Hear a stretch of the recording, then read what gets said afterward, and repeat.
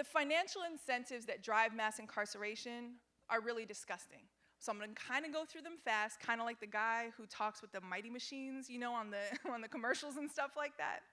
So just to give you a sense, in terms of policing, right, instead of actually getting funding for making communities safer, policing is actually, ticketing fees and fines make up a large percentage of the amount of revenue that police departments get. So for example, in a little place called Ferguson, Missouri, y'all heard of it? Where Mike Brown was murdered by the police there, 66% of the revenue of the Ferguson Police Department that murdered Mike Brown was created by ticketing, fees, and fines. 66%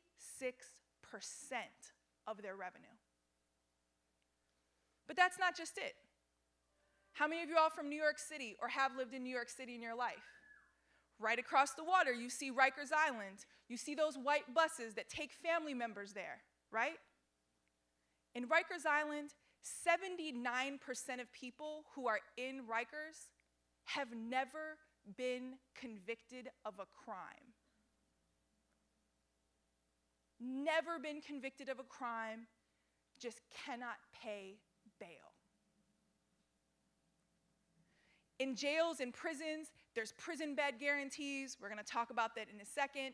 And then if you were in our session where we just did a deep dive on prison labor, right, folks who are inside are being forced to work for pennies and coerced with threats of pulling away visitation, pulling away your phone rights, and forced to make office furniture, the clothes we're wearing, that fish you probably ate last night, to be really frank. All of these are economically incentivized. And then finally, if folks do get out, 73% of folks who are on parole, who are charged with violation, are charged not because they're a threat to society, but because they missed a meeting. One meeting, you're back in jail for 2, 3, my best friend is back in jail for 8 more years for missing a meeting. You might think, damn, Christina, this system is broken, right? And the actual truth is, it's working exactly as it was set out to. Exactly as it was set out to. So when we look at all these things, none of the outcomes that people are getting paid for is public safety. None of the outcomes that people are getting paid for is actually transforming folks, right? Helping folks heal from the trauma that made them cause harm in communities, if they even did. Instead, it's about filling prisons and jails. And the truth is, we unknowingly financed it. And that's what we're going to share with you. So over the past 7.5 months, we've been embarking in this pretty wild experience where we've brought together the smartest, most brilliant program leaders who are leading alternatives to prisons around the country, formerly incarcerated leaders, and big financial institutions and members like us to do an extensive research study into how we built every prison in the United States in the age of mass incarceration. And the truth is, we actually used a very common financial instrument that most of us are actually invested in to build almost every single prison in America. And that's the municipal bond industry. Tax advantage, you get low rates of return still. It's patient money, but everybody is involved in a municipal bond in one way or another. They were used to build every road, lots of schools. In fact, in California, they built a new building at UC Davis, and at the same time also built a prison a mile away in the same bond. But as you can see, it is the most disgusting version of supply and demand that you will ever see. Housing people. And to the tune of $47.4 billion that we've spent on it. In fact, one of the most disgusting components of it, $878 million has been used in bond borrowing to pay off police brutality cases. So we kind of posed this question. Could we actually use the same financial instruments that were used to grow mass incarceration to decarcerate America? Could we actually use these same instruments to rebuild communities who were so unjustly targeted? And that's what we're going to talk about for you today. Because the truth is we can. And since we're in this lovely city of Washington, D.C., we're going to welcome up some leaders from Washington, D.C., including Andrea-Lee Zucker, who's our city ambassador in Washington, D.C., to talk about a really innovative program. And it's pretty interesting. You're going to see some very innovative folks on this stage, because you're not just going to meet folks who have been formerly incarcerated and are leading this work. We're also going to be introducing you to systems leadership as well. We actually have the head of juvenile justice, who runs all the prisons in D.C., who's also been aligning on this same vision. So I'm going to welcome up Andrea, Clinton, Marcus, Brittney. Come on up, join us.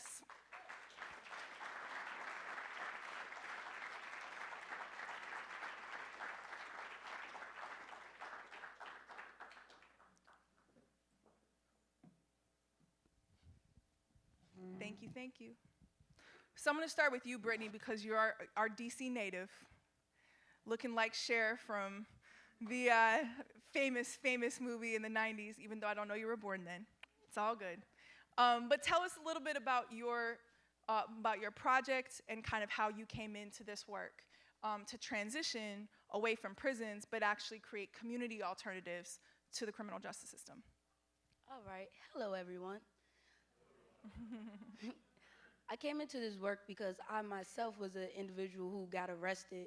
I lacked certain circumstances in my community and my household that put me at risk. It made me even more unsafe. Once I got involved in the justice system, it caused me more harm than it was intended to. Once I realized that, that's when I decided that I wanted to get more involved in community efforts, but it also was a struggle because I personally needed to find a way to survive financially. So I began to work, and I started working with the government, and I seen what was happening in development to help communities, but I seen that the people that really needed it weren't able to get touched. Because of my own experience coming back from jail and going through probation and going through finding a job, I knew the formula that it would take to leverage that information to the individuals that needed it most. That is how I found myself creating a project called Missing Piece. Missing Piece is just a project that allows me to really use the formula that I have used for myself to be a bridge to connect all these different resources, whether it's system leadership, community leadership, or those that can really support our vision and dream of how we create a community of shared information that we end the risk of people going into the justice system to be harmed. Beautiful. And then, Clinton, you're like a unicorn, man. Like, it's not every day you sit up on a stage with the person who actually runs the jails and detention centers, and this is your job. You actually get paid to do that. In the past 2 years that you've been here, you've dropped the number of young people incarcerated from hundreds down to 6. 6. And I got to tell you, I don't know a single other city or any municipality that can say, actually, you have dropped the number of women who are incarcerated to 0 in Washington, D.C. But what I love about Clinton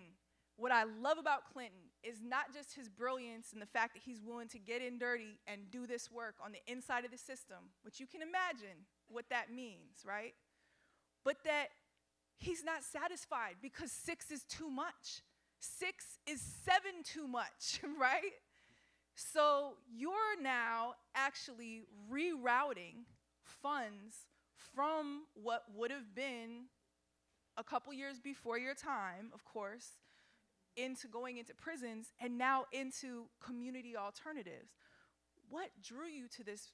And I want to be your friend forever because, like, you know, your heart is so good about this, but what drew this to you, and what is your vision from a system standpoint?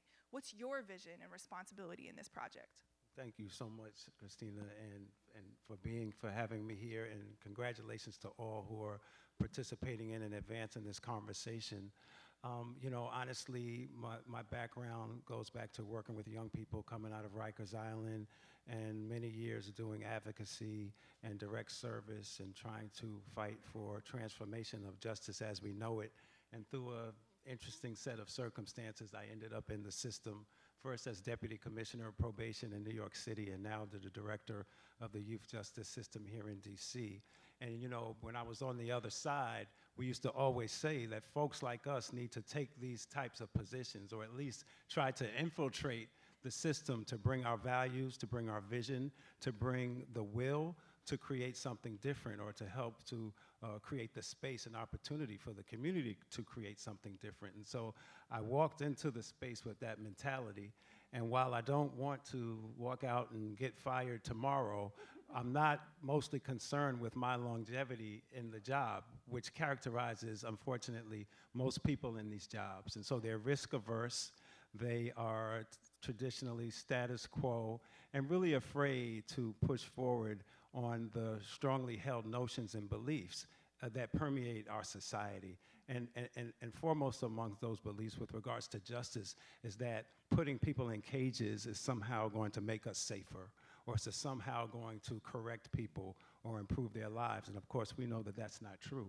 Particularly, and I think that's true for all of humanity, when we talk about our children, though, it becomes that much more compelling that we look at our young people, look at their families, and look at their communities, and ask the question, what can we do to break the history of oppression, the history of marginalization, the history of institutionalized racism, and stop using the justice system as a place that's somehow going to try to fix those problems, and get real about what do people need. So with that lens, the vision for youth justice is really to wrap around young people and their families and their communities with what is rightfully theirs, right? Supports, services, empowerment, space, opportunity, resources, right? The resources to, and the capacity to love their children, to care for their families, right? To advance their communities. That's not traditionally thought of as a justice thing, right? Justice is thought of as the place where you send people to fix them, or at least to incapacitate them, right? Get them away from us. And most people are like, whatever you do with them, do it, right? But what that ignores is that it only worsens the problem. I think justice should not and cannot be the place seen as the solution to what troubles even our most challenged of young people, those struggling with addiction or behavioral health problems or cycles of violence. The justice system, I think, its greatest value is to facilitate a process and building the capacity of the families, of the neighborhoods where young people live. And so that's why, given our authority in DC to determine where a child will go, we seek to get kids back into the community and to wrap them around and their families with support and services and resources so that their kids can be home. It doesn't ignore the problems. It doesn't ignore even the pain and the harm that may have been done in communities, because that's real, right? The violence that's taken place between communities, we don't ignore that. We don't minimize that. But we know the answer to that has to be from a restorative point of view, and that the answer is in the community.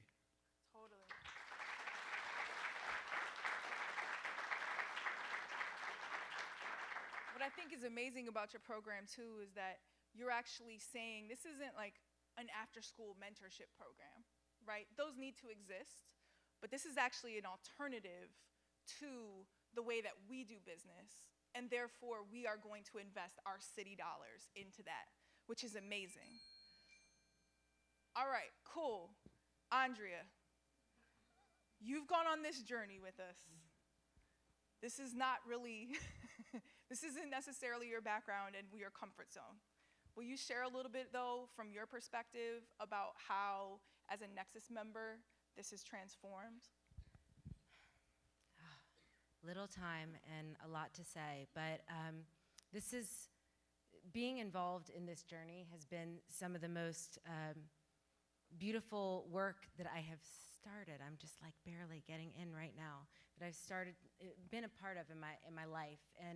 And where that starts is being in relationship with people. So, this started that Christina, who's co-chair or chair of the NEXUS Working Group towards Equal Justice, wanted to plan a program in DC with Clinton, forming these relationships, but it's not about just a program. It's about what can we do? How can we take people out of their silos and help them know each other? And it's about knowing each other. It's about presence. And Christina did something brilliant then, which, she's like, Andrea, you need to go and spend the day with them. Oh, I can't be in town that day. You go. You go meet with Clinton. And I got to spend a beautiful day with Clinton and get to know him as a human being and see that he is a culture carrier. Like, the way he carries culture from his staff to the kids, to everyone, all the way through, in between, with me. And it's not when I'm looking at him. It's when my back is turned, because I turn my head real quick to catch what's behind me.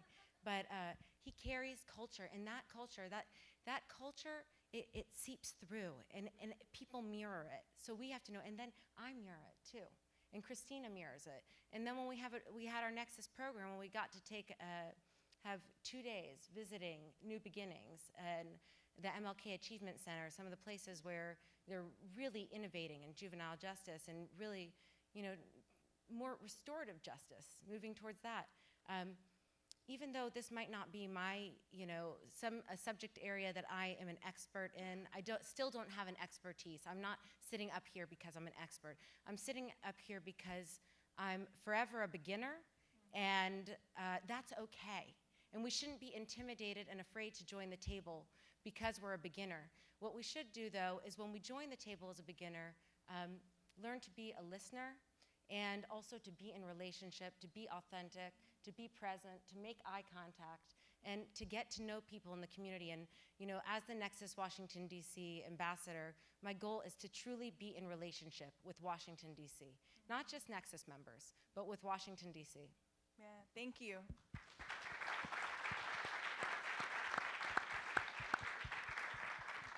So here at Nexus, we're not just about talk, we're about action. As I told you before, municipal bonds were used to build prisons in the age of mass incarceration.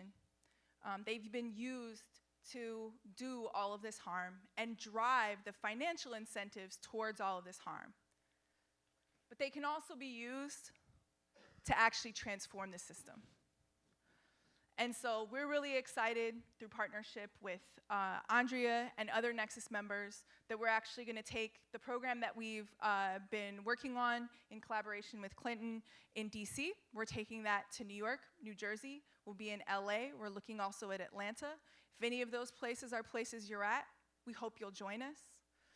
But also, we're making some deeper commitments. And I wanted to invite one of my partners in crime, in justice. Boom, that was not planned, but oh my gosh. Marcus Glover, to share a little bit about how we approach our investments, and then we want to make a big announcement. Well, thank you.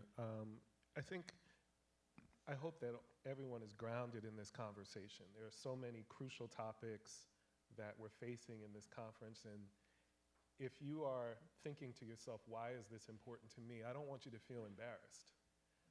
I really want you to hold on to that feeling. And what I want to answer to you in that question is, this work around criminal justice and these alternative models, it's important to you, it's important to all of us, because this is the work that America has never done. That's right. This represents the scab that is the sign of the infection that exists in our country. And so this is just the portal in to treating the infection. I come from not the world of criminal justice. I am, in many ways, my career was in brand building and advertising, and I moved over into private equity. At the same time, I was running adolescent yoga programs at Rikers Island Prison. And I can tell you, after doing it and having such a great experience, I didn't want to do it anymore, because I saw the same young people that I was teaching yoga, who were lowering anger, who were less willing to be violent, and they were recidivating. because they were in New York City jumping a turnstile and had a dime bag of cannabis in their pocket. And at 16 years old, they were now recidivating in this system. And it's at that point that I realized, if you don't have a job for a person, then what do you expect? So using our instruments in private equity, we have begun to really look at things like what is crucial when Clinton releases someone from a prison is their 14 to 16 hours of their day for the first 90 days has to be programmed, right? Housing is a critical issue. If someone doesn't have a roof over their head, what do we expect? So what we're looking at is the same ways that municipal bonds and dollars can build a system. Now, mind you, for that $60 billion that Christina showed us, ask about the ROI around that. Ask about the retention. Most of us have backgrounds in private equity and in business. Would you ever make a business decision with such bad ROI as the justice system, the criminal justice system? It isn't corrective. It doesn't restore. And yet we pour $60 billion a year into it. So why not use that capital and build transitional housing for formerly incarcerated people?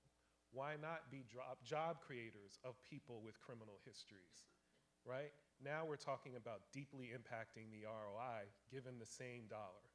So yeah, we're making this commitment today on this stage. Nobody on stage knows that we're making it, actually. But Marcus and I are actually putting our money where our mouth is, well, something like that. And we're actually going to be committing $10 million out of our Opportunity Zone Fund for impact opportunity to create exactly what we put up here in front of you, to create the alternatives to criminal justice system that is actually owned and led by folks who've been formerly incarcerated.